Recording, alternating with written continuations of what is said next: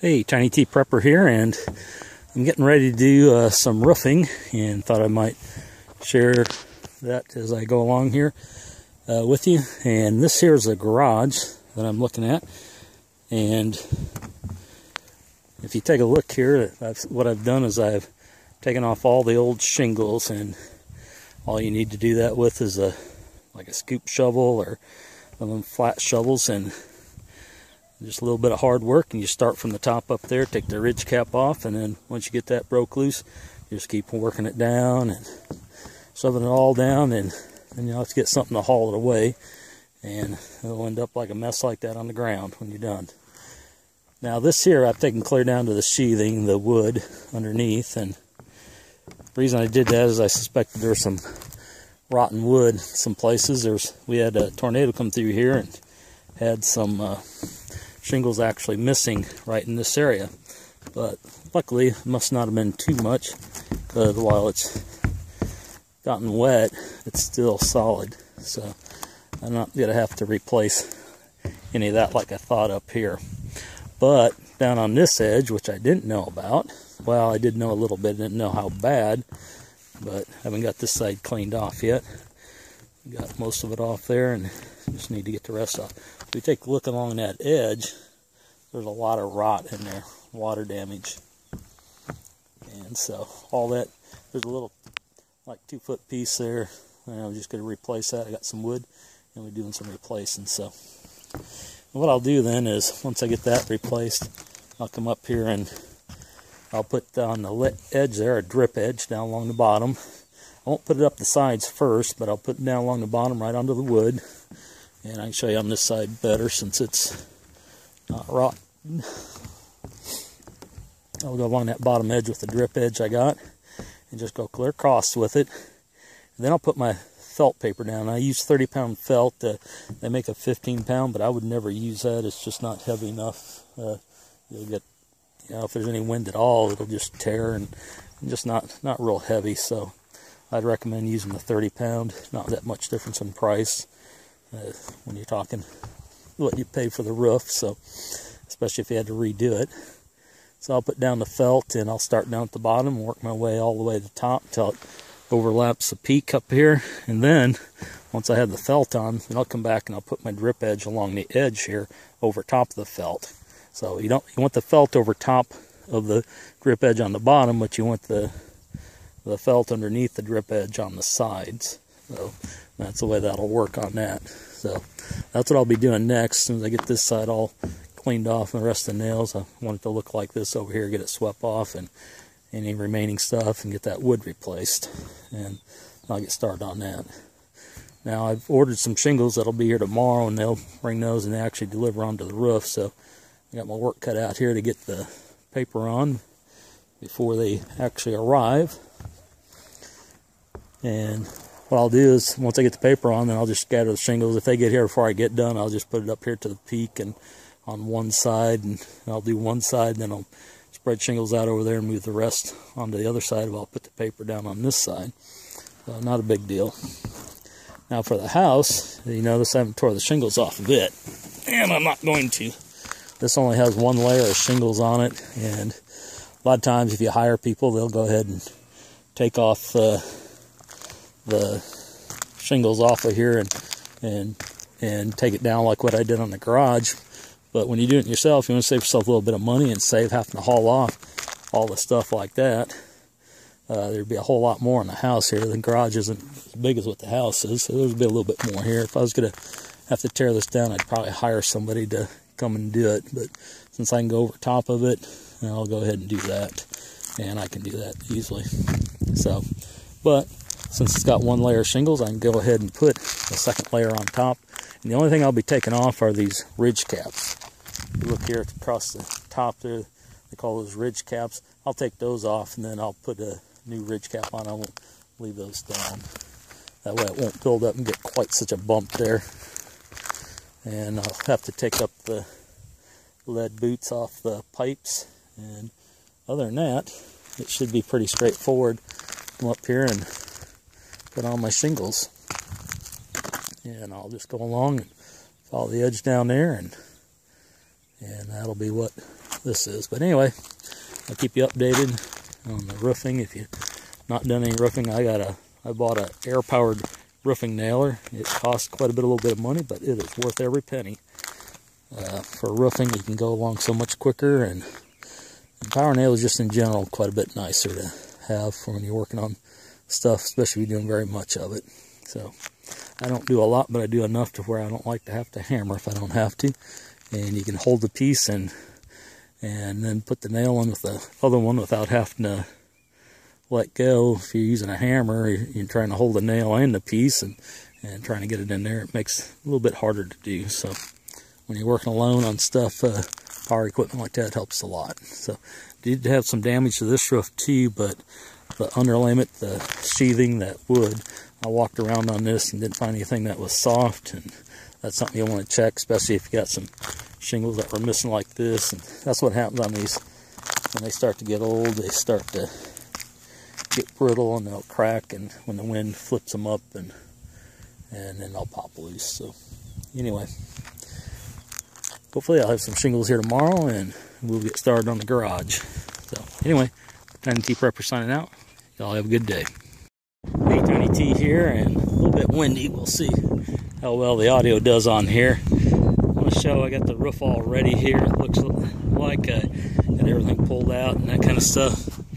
And putting on a black paper here. And always start with the bottom row and overlap the next one up. As you go up, you'll overlap it down to about 6-8 inches, whatever those two lines are down there.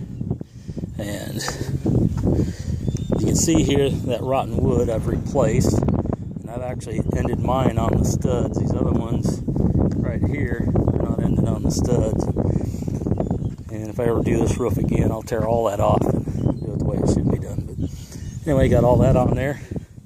And this side, got the black paper on all the way across. And also have the shingles, and I apologize, I'm sure there's all kinds of wind noise on this, but got the shingles, and it had roof delivery. So if you ever buy shingles and from a company, make sure they have roof delivery.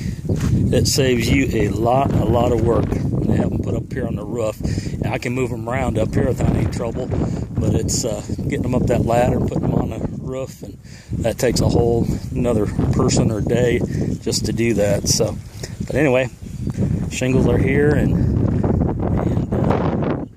there's some over on the house over there scattered around. They got some on the other side also. I'm trying to change something up here so it doesn't get quite as much wind noise. But anyway, that's where we're at now, and next we'll be putting on the shingles, and I'll try and get a video of that later once I get the rest of this tar paper on. So like I say here, next step is tar paper.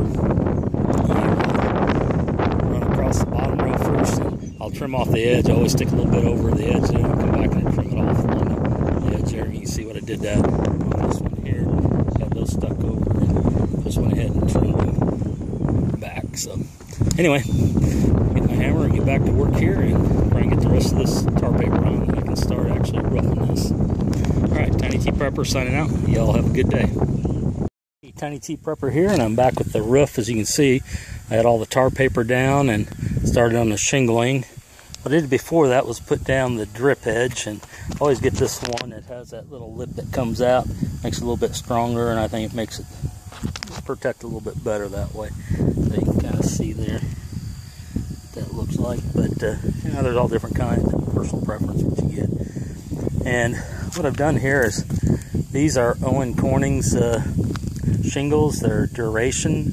They're a special order one, so I won't be able to take back. I think I got quite a bit too much, but we'll see how it turns out. It's going on pretty quick. One thing you do want to get, if you do much nailing at all, I'd hate to do any nailing job now without a roofing nailer. This one's air powered, and I just loaded it, cartridge there. This is a Bostage, and works real well. I've had it for a number of years.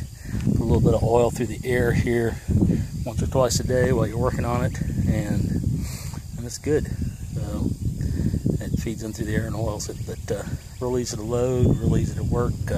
This one's kind of a rapid fire one. You pull the trigger, and every time you touch that end of something, it'll fire a nail. So you got to be careful with it. Once you put your finger on that trigger, you want to be careful and not touch anything, hit anything with that accidentally, your leg or foot or somebody else, it'll sock a nail. So, but it allows you to go real fast with your nailing. So, but the way I've done this, if you've never shingled before, when I put on this drip edge, I didn't really show that. I'll show a little bit maybe on the other side when I get it done.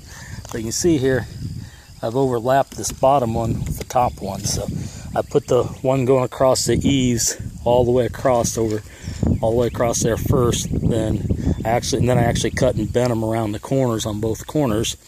And then this one comes down and goes over top of the one on the bottom. Then it comes up wherever it stops here. The next one goes on top of it. I just got kind of stuck out there in the nowhere right now. That'll bend down, but I don't want to bend it down until I bring the one up from the other side, because this one has to go on top. So anything that's up higher wants to be going on top. You don't want this to go underneath, or you got a chance of water getting in there. So in order to shed, you want to come from the bottom, work your way up. So I'll put the eaves on that one, and then come up the sides with the drip edge and fold that one down over top of wherever that one ends. And I'll do the same thing on the other side. Didn't have quite as much over on the other end, sticking out over there, but had a little bit. And that'll do the same thing. So that's with the drip edge, and you just put those down with the, if you got a power nailer like this, real easy, you just stick a roofing nail in it, and you can put them on there. Now this Owens Corning, this duration that they got, it's a really good shingle. What I've done here is staggered this. I probably could have done one more stagger, but what I did, I start with a full one, cut off 6.5 inches, and then you cut off a little bit, 6.5 inches more each time. So the next time it'd be 13 inches and 19.5, and then 26, and then you start with a full one again. And so I just did that, and you do a stagger like that when you do your shingles, so your joints swinging all at the same spot. Then you just fill in and work your way across. And I put 6 nails in each one of these.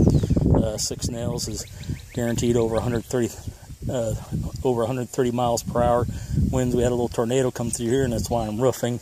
The garage got the worst of it and had a lot of shingles off on it. It was in kind of bad shape already and didn't take much, but when you get a little tornado coming close, there's some real high winds, straight line winds they call it, and come from that south, and it just lifted those right up. I don't think these would have had any trouble with the 6 nails in, and these have a lot of glue on them. They're sticking down here. Wasn't even 70 degrees this morning. I lay one down, it'd be stuck in spots. So you gotta kind of watch. But what's really good about these is if you look close here, there's a little nailing strip, and that's a cloth, and that's a booger to cut through. But boy, that'll hold the nail when it goes in there. It doesn't blow through when you use too much air or anything like that. You can't hardly. You got to tear this roof off. You get a hell of a lot of trouble, because those shingles won't pull through that. The nails won't pull through those shingles. It'll have to come up. So when it comes off, they'll come off whole. But so I don't worry about it. These are guaranteed lifetime, so like 50 years or something like that. And hopefully, if I'm still living by then, somebody else will be doing the roofing for me. So anyway, that's the shingles, and these are, I've never put these on before, but they're really a nice shingle. I really do like them. I put on a lot of the 3 tabs, kind of like what's on there, and done a lot with those, but and never put these on before, but really do like what I'm seeing with it. And I think they're going to be a really good shingle and do really good. So I think it's worth the extra money to get them. I would have went with a standard color, but my wife, she wanted this special color to kind of match stuff on the house she's doing. I said, well, since they're lifetime, we'll go with what she likes and hopefully never have to replace them. So anyway, that's where I'm at now at the shingling job. Tiny T Prepper signing out. Y'all have a good day.